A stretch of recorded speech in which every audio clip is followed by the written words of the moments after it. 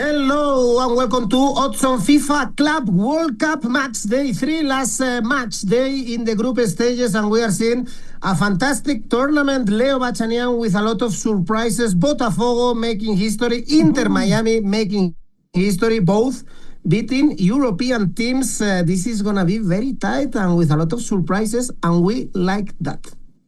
Absolutely. Look, on Thursday, we had two European teams losing their matches, Porto and PSG, and 4 of the 8 groups are now topped by South American teams. Actually, as we speak, by the time of this recording, South American teams have won 5, drawn 3, and lost none of their games against opposition from other continents. So, to be honest, a very good tournament so far. I'm very looking forward to this match day 3. Well, we have a lot of groups really tight, and we have great games also between European teams in this match day 3. So guys, remember to leave your comments, press the like, subscribe, and now let's go on with the show.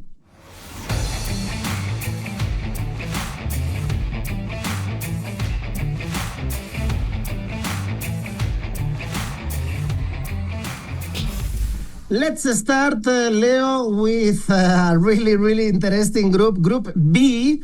Yeah. We have first game is Atlético de Madrid, Botafogo. Right now we have Botafogo top of the group, 6 points. PSG and Atlético de Madrid 3, and Seattle 0. But PSG are playing against Seattle Sounders. We expect them to win, and probably to win heavily. So Atlético de Madrid to advance in the tournament, Leo, if my counts are not wrong, they have to win by a 3 goals margin.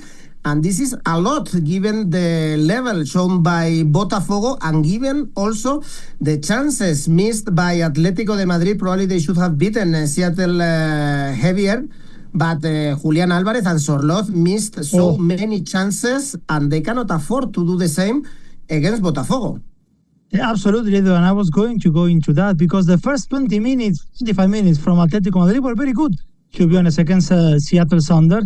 But the point is, like, yes, Julián Álvarez missed a 1v1 against the keeper after a very good combination with the pole, and then Sorloth missed 2 or 3 chances, which even myself, I believe, I would have scored, and that could count going into match day 3. It's true that Luis Enrique made changes in the starting lineup in the PSG against Botafogo, because Lucas Hernandez and Beraldo started on the back line instead of Mendes and Marquinhos. In midfield, Majulu and Zaire Emery replaced João Neves and Fabian Ruiz to play alongside Vitinha. But it would be very unfair, to be honest, to take something away from Botafogo, because they were extraordinary all game. The level of concentration, how well executed their plan was, because PSG dominated possession as always, and Botafogo was quick in transition. In the second half, Luis Enrique, at some point, he have seen enough, and after 10 minutes, he sent Fabian Ruiz, Barcola, João Neves, Mendes, all at the same time. But to be honest, it wasn't until the last 5 minutes or added time that PSG had clear-cut chances probably to score. I remember a free kick from Kvaratskhelia, but not much more from that. Botafogo's positioning, Edu, was superb. They looked very comfortable. Alexander Barbosa, the left center-back, he played an MVP game. Midfielders like Marlon Freitas or Alan, the ex-Napoli and Everton player, were tremendous. And then Igor Jesus, who had his best game in 2025. He has 2 goals in 2 games in this Club World Cup. Let's remember, when Botafogo won the double Copa Libertadores and the Brasileirão in 2024, the star of the show was Igor Jesus, who was called actually to play for the Verde Amarela, and he scored in Santiago against Chile in this World Cup qualifiers. He's going to play starting after this tournament for Nottingham Forest in the Premier League. So I believe that Marinakis has made a very clever piece of business there by securing his Igor Jesus before this tournament. With Atletico, the plan is going to be very similar. Wait in your own camp and look for a counter chance for Botafogo. Atletico, as much as I'm saying the first 20-25 minutes were very good, they are vulnerable at the back because Seattle as well, once they started to press a little bit after the first goal from Barrios, who actually scored a brace, they had their chances and Oblak had to work in that first half, and after they made it 1-2 as well, Oblak needed to be called to deny the equalizer for Seattle Sounders, and after Atletico found the third goal, it was everything easier for Diego Simeone's team.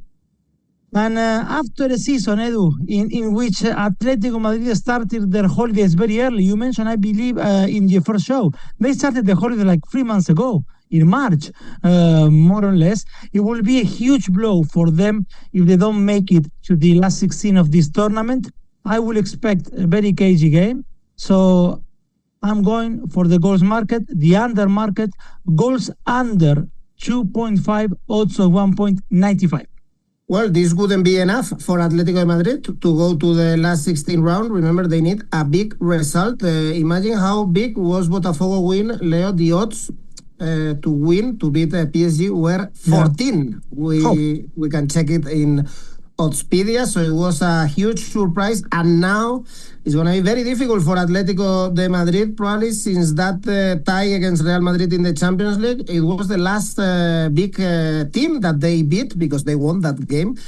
Since then, they are on holidays, despite some players. You mentioned Barrios. He played a great game apart from the two goals. Or also Simeone was one of the best players was good, in the pitch. But, of course, they have to raise the bar, and it will be a huge blow, especially economically, if Atlético Madrid are not in the next round. Well, at the same time, by the way, Seattle Sounders, PSG to win is only 1.16, but we are gonna make a stop, Leo, of course, in Group A. Remember, rivals of Group A play against rivals of Group B, and this one is also very, very interesting because we have Palmeiras, Inter, Miami, both with 4 points, Porto and Ahly with 1. So, Leo, the Italians call it biscotto when they can draw and they send Porto or Ahly. If Inter, Miami and Palmeiras draw, Porto and Ahly are out of the competitions. Let's analyze first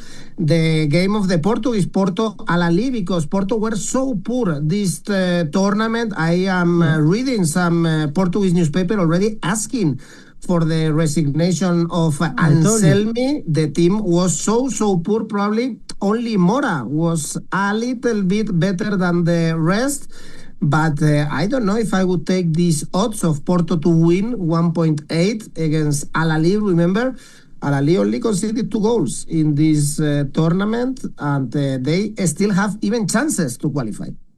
Look, Edu, I said it on that for sure that yes, Porto, on the paper, they were favorites to go second in this group because Palmeiras was always a favorite to top this group. But if Porto couldn't manage that, to get second in the group, then Martin Anselmi was going to be on the edge of getting the sack, and that could really happen if they don't progress to the next stage. They were very poor again on Matchday 2. Absolutely. The first thing that comes into my mind with Porto is boring. They're a boring team to watch. That's the reality. They are slow in possession. Everything is so lethargic that makes you sleep, seriously. The first half, probably wasn't too bad. After Samu scored the opener with a penalty, they had chances for a second, for which Miami had not recovered, I believe. Alan Varela hit the post, and Falcon saved on the line a shot from Rodrigo Mora in a passage of play in which the teenager left Busquets in the floor. Samu was the only threatening player for Anselmi in Atlanta. It's strange because something with Samu, no? Because sometimes he loses the ball because of heavy touches, but a second later he's taking on 1 or 2 players, or he's showing good combinative play, which is good. He was more involved in that first half, but in the second, there wasn't much to see from him, but neither from Porto, because if Miami's first half was poor, what to say about Porto's second half?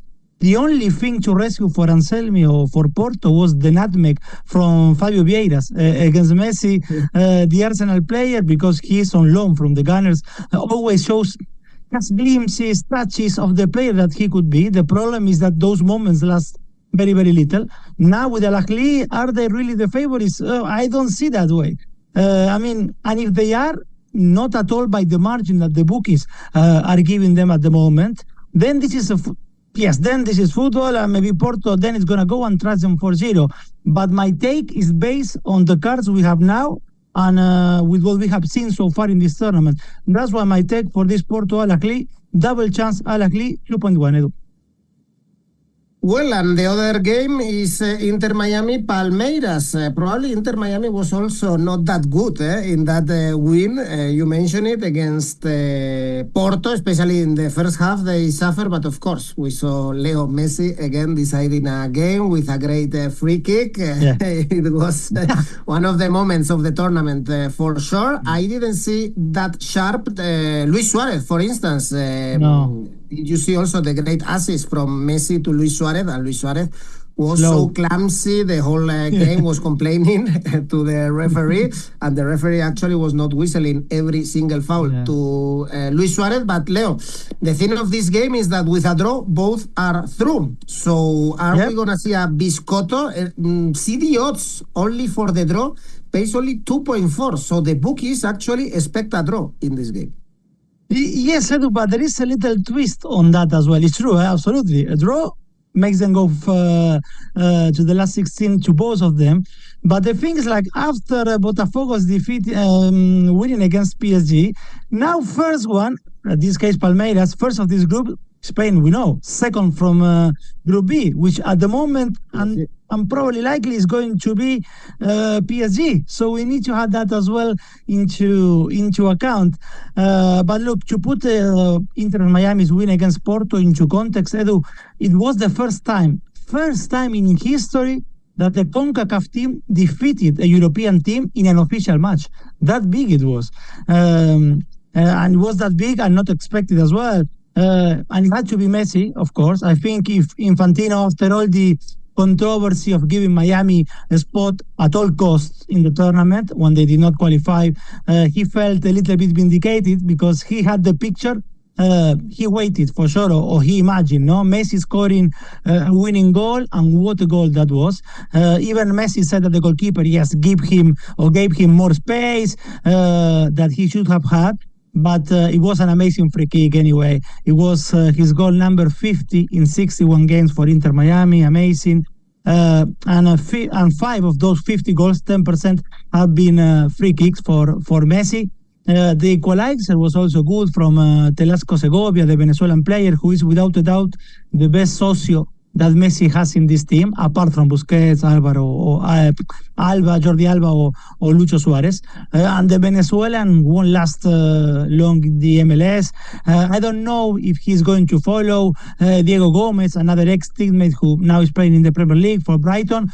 But we're going to see Segovia sooner than later playing in European leagues. Palmeiras will be a massive test for Inter.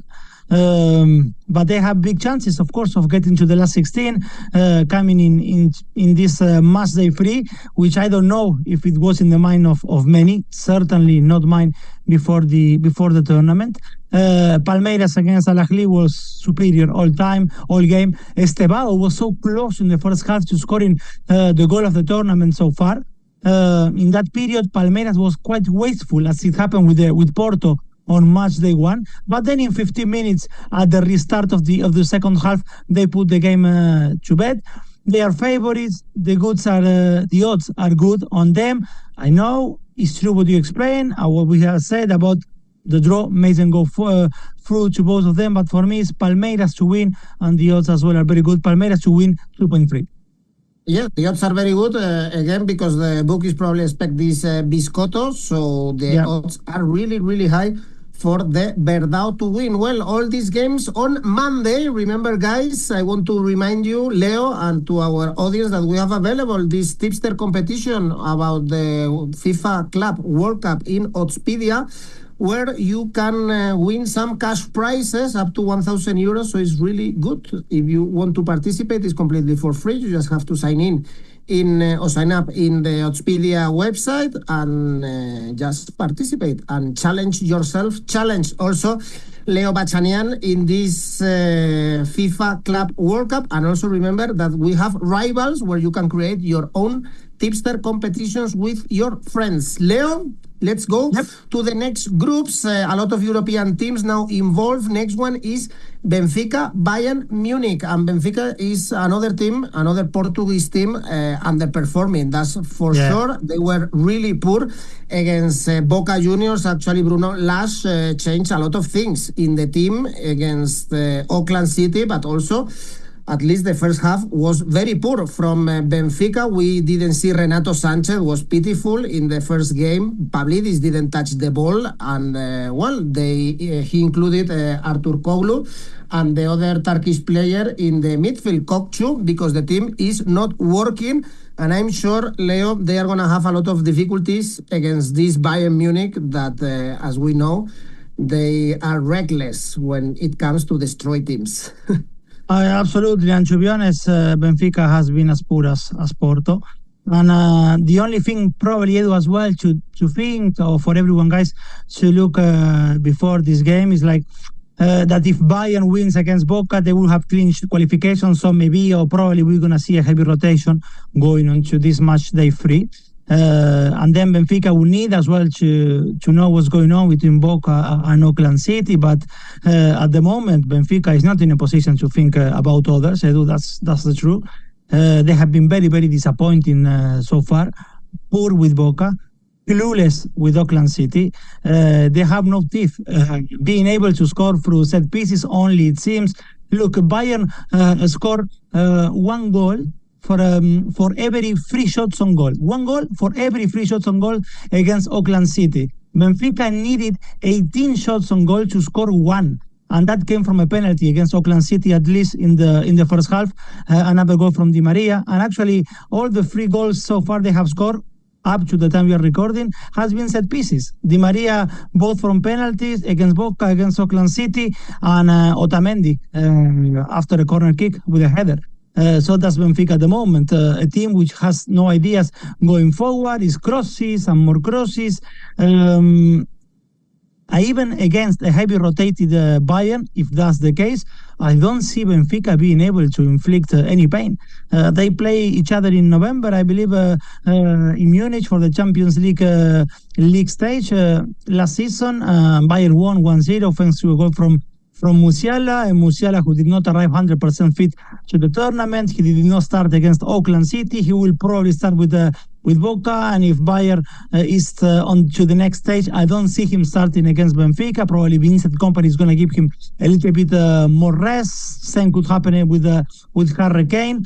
For Benfica, something was clear against Boca, and that is 𝗵𝗀𝗀𝗀𝗀 cannot be on the bench, and he's going to start as well, I believe, against Bayern, because he brings something different, some competitive edge than some of his teammates do not have, one of them being Renato Sanchez. Andrea Belotti, Edu, won't play against Bayern. He was given 2-game suspension, 2-game ban because of the red card he saw against Boca.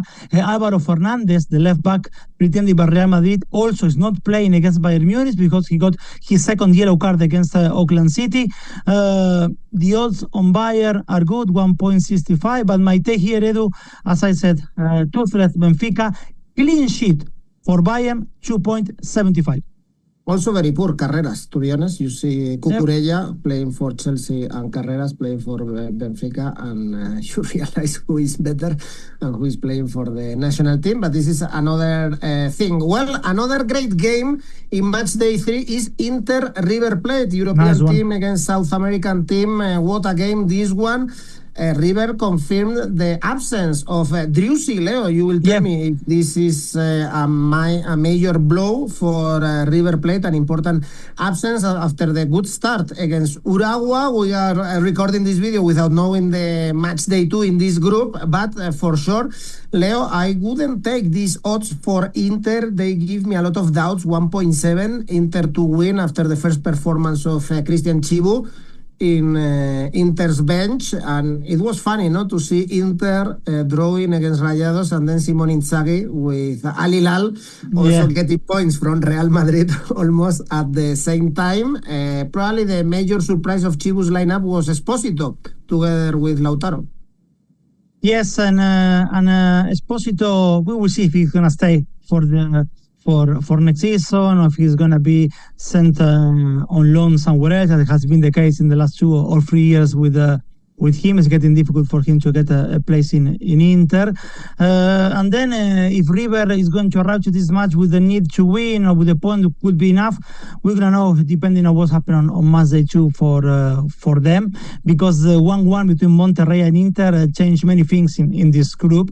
But one of the interesting things I believe during this tournament is that there are teams that cannot play the way they do in the domestic leagues. And River is one of those teams when it comes to this type of Class A rivals, because in Argentina or even the Copa Libertadores, River is a team that tries to impose the conditions of the game. They do not press as high as they used to with Marcelo Gallardo in years back.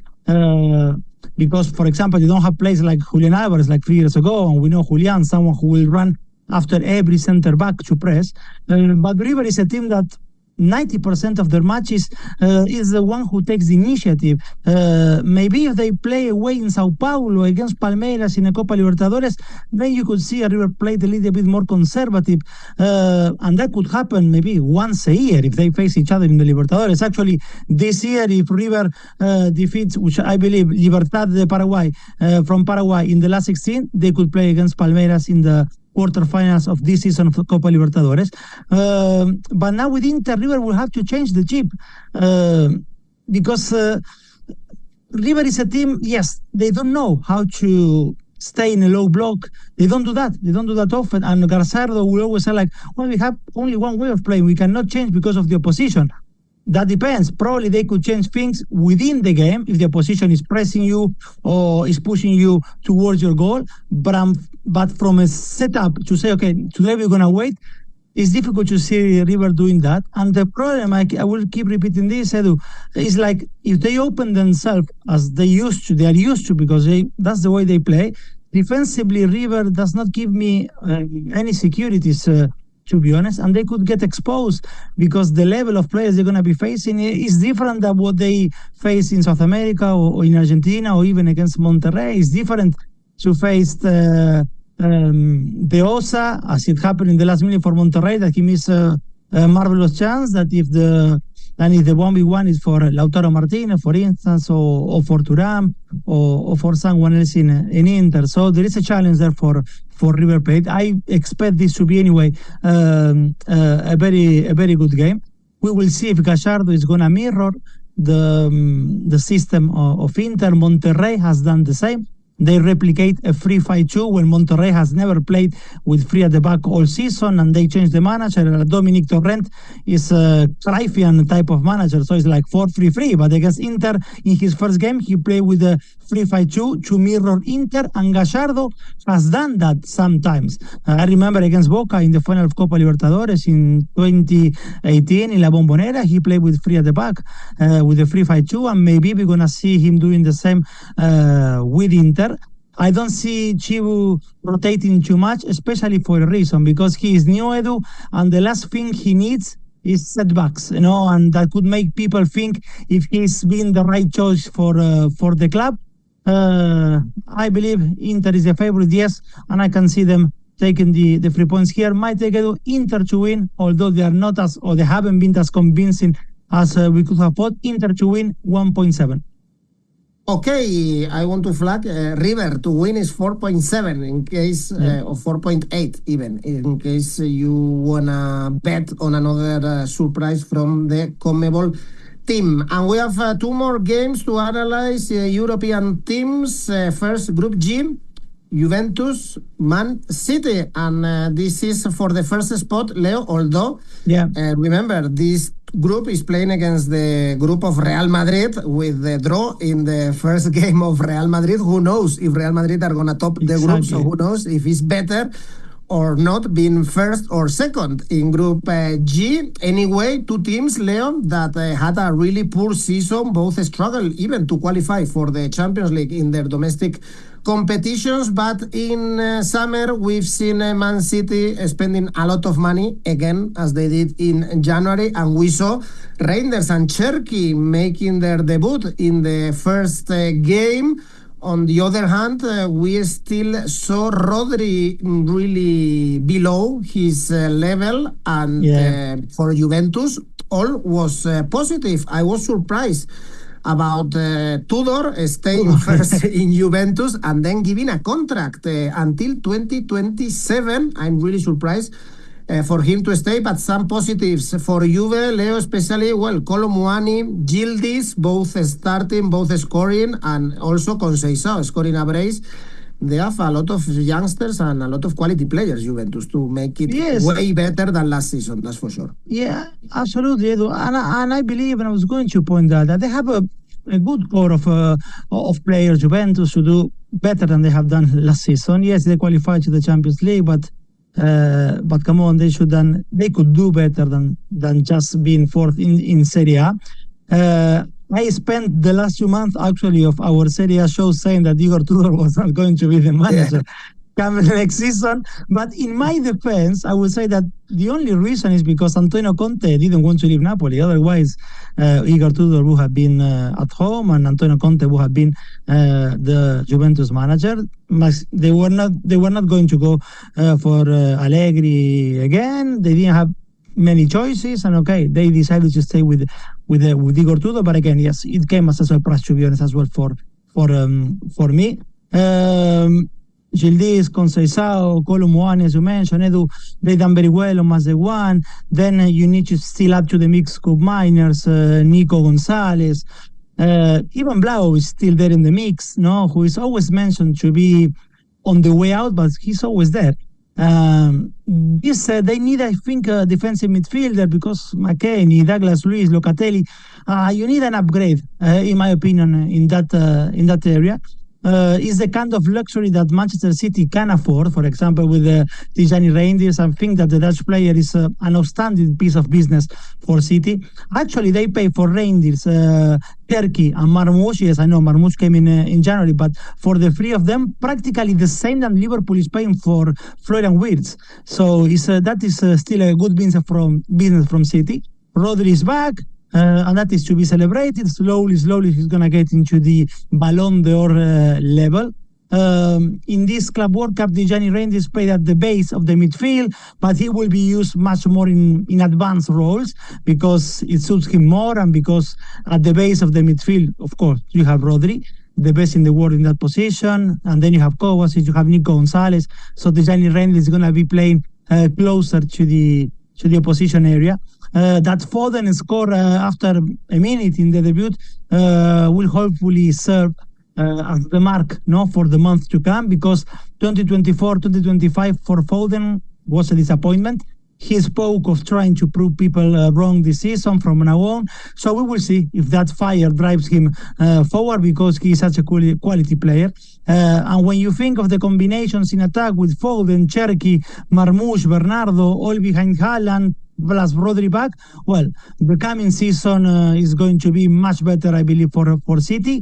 Although in defense, there is still a lot to do. For instance, the Moroccans on Matchday 1 created a lot of chances in the debut against City. That's why with the power Juventus has up front, with how still leaky defensively this City is, even with Rodri back, but slowly he's going to reintegrate into the group. My take here, both teams to score, yes, odds of 1.91.